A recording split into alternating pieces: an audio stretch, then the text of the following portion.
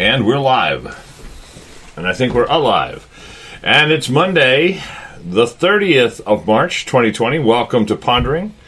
Sorry we're getting started a little bit late today, folks. It is a Monday morning here on Pondering. Good morning to Susie, who's on board, ready to go, no doubt, coffee in hand. And it is great to have her with us. Great to have all the rest of you, anyone else who's joined and I missed or just haven't seen yet. We're glad that you're here. This is the Pondering podcast and radio program where we ponder things, we think about them, and then we talk about them. And there are no holds barred. We do it Monday through Friday, 7:30 to 8 Eastern Standard Time. And hey, we're glad you're here. How can you participate? Well, I'm glad you asked that question because we want you to. You can type right into the live stream here on Facebook, the Pondering Radio page of Facebook. You can also email ponderingradio@gmail.com, ponderingradio@gmail.com, or you can call us at 860-500-7163 and leave a voicemail. If we're not here, we don't answer. 860-500-7163, and it's a joy to hear from you. We love to hear from our folks. Hope you guys are doing well. Hope you had a good weekend. It's a different world, isn't it? Weekends have less activity typically than what they have had for many of us, but hopefully still some time to connect with God, connect with other people, even if you can't do it face to face, and rest. That's all good. We had a great service yesterday at Lifeway. I say service, it was live streamed, digital, virtual service, but I thought things went really well. And good feedback, good interaction, and sharing. I mean, from what I could tell last night, we had upwards of 2,000, probably 1,800 if you remove the repeats, over 1,800 people that saw what we did in terms of the worship and the teaching and all that stuff yesterday. So that's great. I mean, that's far more than normal. And, of course, we'd expect that with people being at home, but still it shows that we're sharing it and people are watching it from all across the fruited plain and beyond, even in some other countries. We have contacts in different countries where we've served in missions, for example, and some of those folks I know have been tuning in, so that's great to see as well. And hopefully it was encouraging, uplifting, and helpful to them. So trust that you guys had a good weekend too. And I know we were blessed yesterday to be able to celebrate Christine Crowley's licensing and ministry yesterday, and didn't get to have the cake and the party. We'll put that off till later, but still, it was a great day. Worship was powerful. I felt God's presence in it. We definitely I Speak Jesus. That song always gets me, and I got really fired up during that portion of the worship session yesterday, and it was good, very good. We need that. We need to speak Jesus over a troubled land, don't we? Over people's hearts and fears, over just the whole situation we're in. Heard this morning that the president has pretty much indicated that the isolation, self-quarantine, social distancing, however we want to phrase it, will continue through the end of April. The guidelines that he's given, he wants to extend through the end of April. He thinks that based on current trends, the virus's impact will peak in 2 weeks here in the U.S., and then that gives us an extra buffer of 2 weeks to sort of let it begin to decline, decrease, etc. Hopefully by then, again, some of these medications are taking root and having impact on helping people heal quickly from the disease, those that get the virus. But we'll know more, I'm sure, as we get closer. I just think that's encouraging that we're sort of targeting that data. I also think it's wise that he extended it because, there would be people pushing, perhaps chomping at the bit. And we see that already, people that never really have self-quarantined, they never really have social distanced themselves. And so making that announcement I thought was good. There's been some encouraging news out of China, out of Korea, out of even Italy. There were over 1,000 cases, according to one report I saw, of folks that have been, have recovered from corona in Italy, and the numbers increasing daily, so that's a good thing.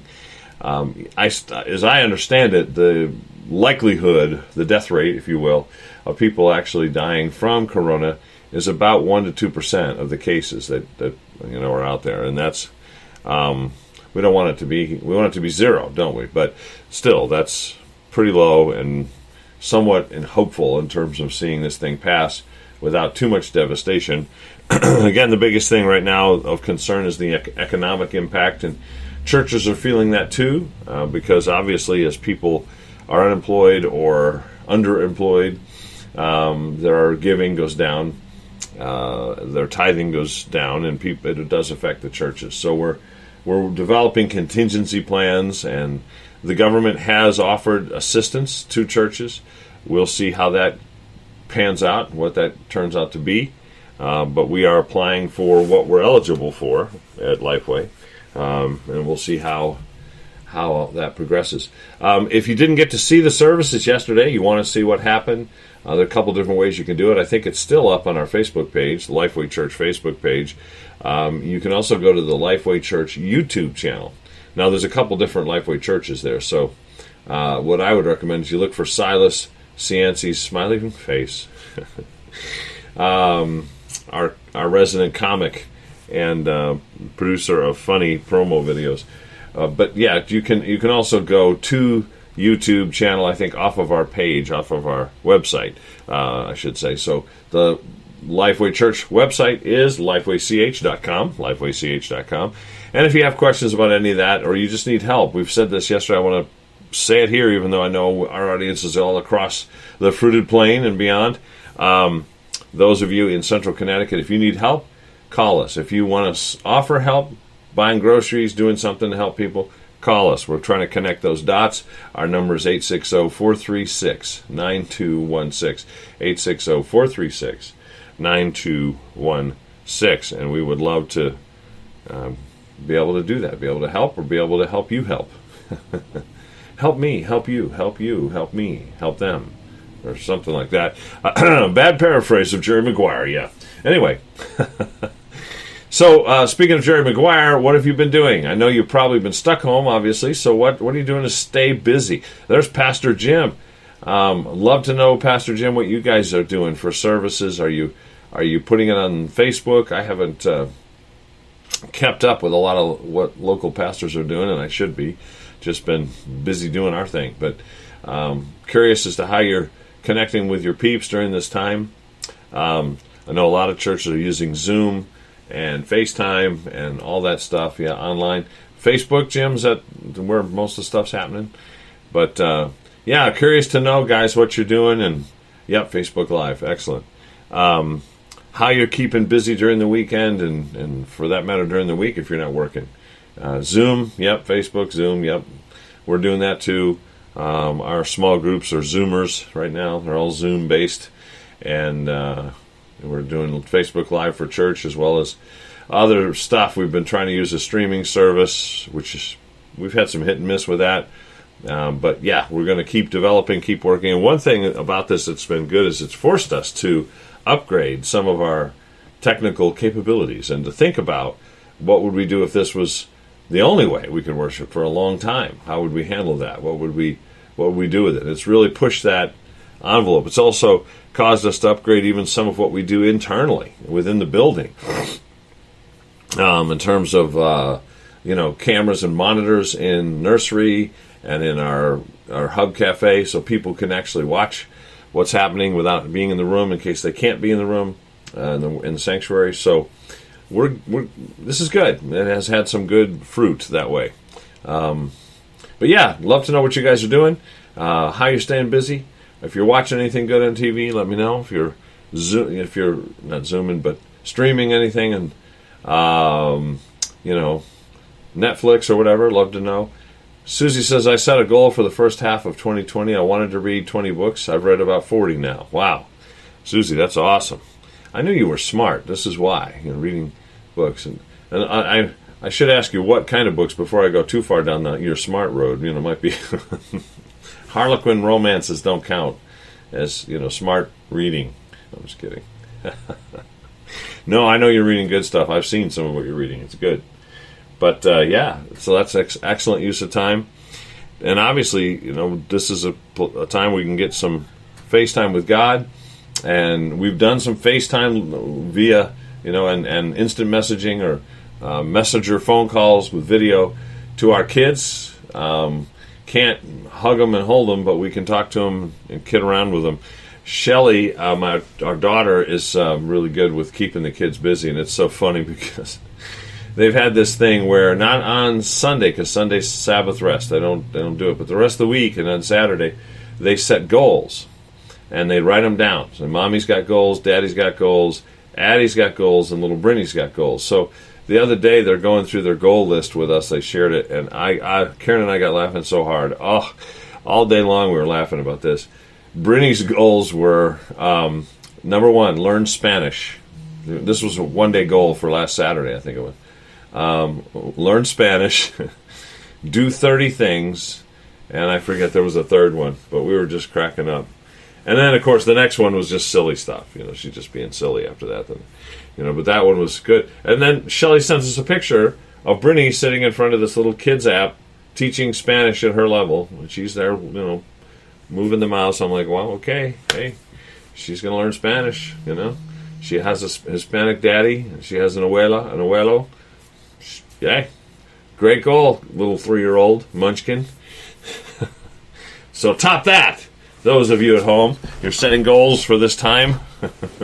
Brinny's going to learn Spanish. What about you? I gotta love them. Susie says, lots of Neil Anderson. She's, reading lots of Neil. And now on the third book of the Outlander series. Yeah, how is that? Are you enjoying the Outlander? Obviously, if you're in the third book, you must be liking it. So that's good. So listen, I want to just encourage you. I know this is a difficult time. I'm, again, more concerned about the economic impact because I know many people are out of work and many businesses have struggled and threatened to shut down.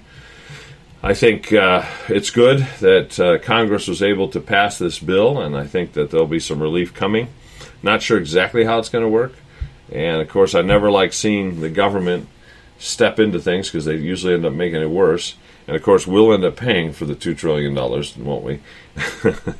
Eventually. It's not really a gift. It's a loan in many ways.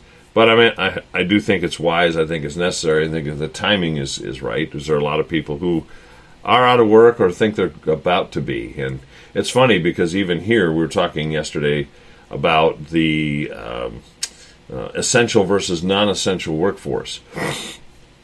And this has been an age-old argument with the state, like when there's been a blizzard or a snowstorm.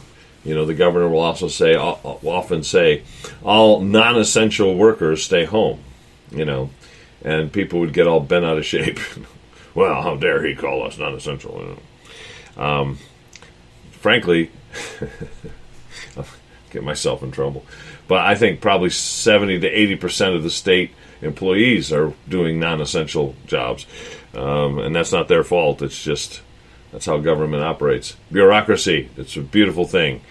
Anyway, he said tongue-in-cheek.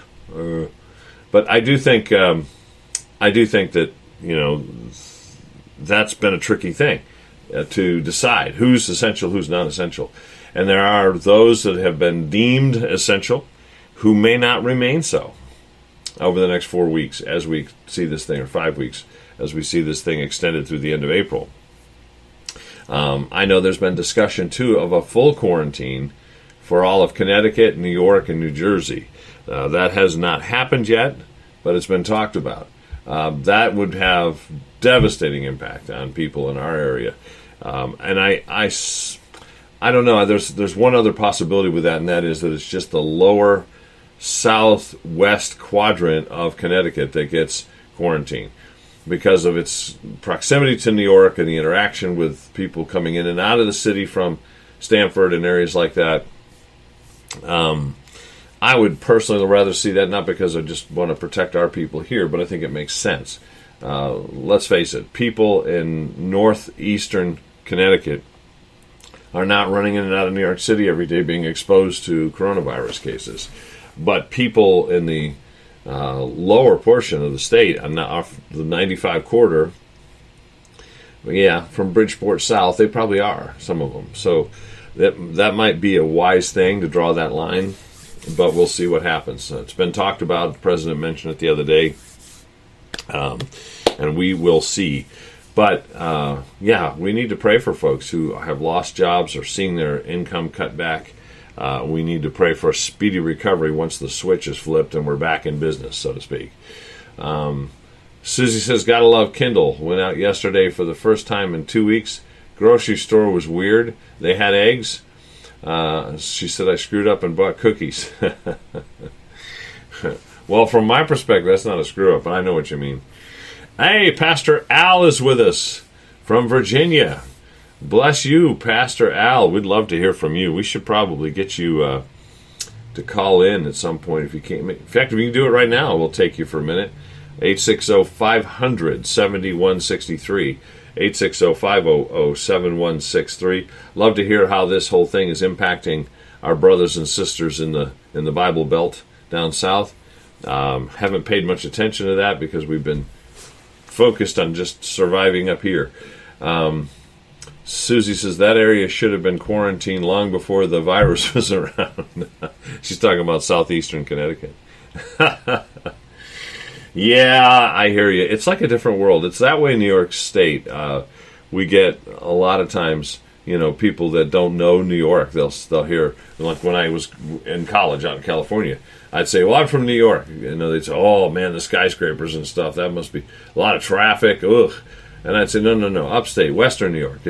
Well, yeah, still, it's all the same, right? They say, what's the difference? Well, there's a huge difference. Where I grew up, there were more cows than people. It's just lots of open space, open land, woods. It's very much Midwestern in its thinking, conservative politics, etc., etc. And it's nothing like New York City, but they would just kind of lump it all in the same. Happens here in Connecticut, too. People think that all of Connecticut is basically like Stamford or Bridgeport or, the richer areas down in the southeast, and that's not true. So, anyhow, I think Pastor L's probably tied up, but we'll get him on. We're going to have him on and talk about what's going on in the South. We'll schedule that. Al, let me know when you're able to do that. We'll set it up. Didn't mean to put you on the spot. Susie says, get 2 minutes out of the city, and all you'll see are Trump supporters. That's about right, yeah. My hometown and that whole region are massive conservative Trump supporters. And they were horrified when Hillary Clinton became a senator from New York, which, first of all, they thought that shouldn't have happened because she didn't live in New York. She moved there just to become senator, but that was number one. Number two, they just so disagree with her politics that they hated the fact that they were represented by her. But the city rules. It is the dominant force in politics, even above Albany, which is the capital of New York. New York City rules. And there are those who would love to see everything, if you look at a map, sort of from where the borders connect New York and Connecticut on the northern end, all of Westchester County, south, that whole thing just become its own state because it's just so far afield from what most people think, believe, and stand for the rest of New York. But so much for the geopolitics. I hope you guys are staying strong and not worrying. I think of how many times in the Bible we're told not to fear. I think of how we are told that perfect love casts out fear. I've always said that irrational fears. Now, there are natural fears and anxiety. Nobody wants to get sick. Nobody wants their family to be sick. Nobody wants to lose their job. These are normal concerns. Of course, we have to, as Christians, trust in God to provide because He always promises He will. But it's normal to feel a little unsettled by that. But the irrational panic that causes someone to buy 400 rolls of toilet paper, or the fear of just, if I talk to someone on the phone, I'm going to get sick. Or if I go outside in my house and walk down to the corner, I'm going to get sick. Or if I go shopping, I'm going to die, kind of thing. Those kinds of fears are always driven by lies. The lies we believe drive irrational fears. And the only solution that I know of is to expose the truth, to know the truth. Jesus said, "You shall know the truth, and the truth will set you free." So being filled with truth, which is what we're all about on this show, is the solution to drive out fear. The irrational lies, the partial truths, the things that cause that exaggerated anxiety. So spend some time in the Word, right? And I would recommend watching the president's briefings. When he gives a briefing, watch it so you can hear in context what he's saying and what Vice President Pence is saying, and the doctors and the various corporate leaders from different pharmaceutical companies, etc., what they're saying.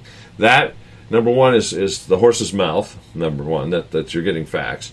And number two, often there's positive information in there that the media does not want to cover because it doesn't sell newspapers, it doesn't drive ratings, the negative stuff does, and also it doesn't help them get rid of President Trump, which is their ultimate objective. So watch those briefings, get the truth, get the facts, spend time in the Word. The truth sets you free from that anxiety and that exaggerated, irrational fear. And we would encourage you to do that, and we'll try to continue to do that and share that here on Pondering. Every weekday, 7:30 to 8 a.m. Eastern Standard Time. Hey, tell your friends and neighbors and complete strangers to join us. We love it. The more the merrier. It's great. Yeah, Susie says, "I was given a spirit of power, love, and self-control, not a spirit of fear." 2 Timothy 1:7, except for spiders, she says. Yeah, well, spiders don't carry corona, so you're fine. Don't worry about them. But yeah, tell everybody, share this, guys. Let's get the word out, get more people engaged, and may the Lord bless you, keep you, make His face to shine upon you, and give you peace. Peace not based on hype, peace that's based on the truth. All right, we'll see you tomorrow at 7:30. Stay in the Word, keep praying, keep pondering. Bye for now.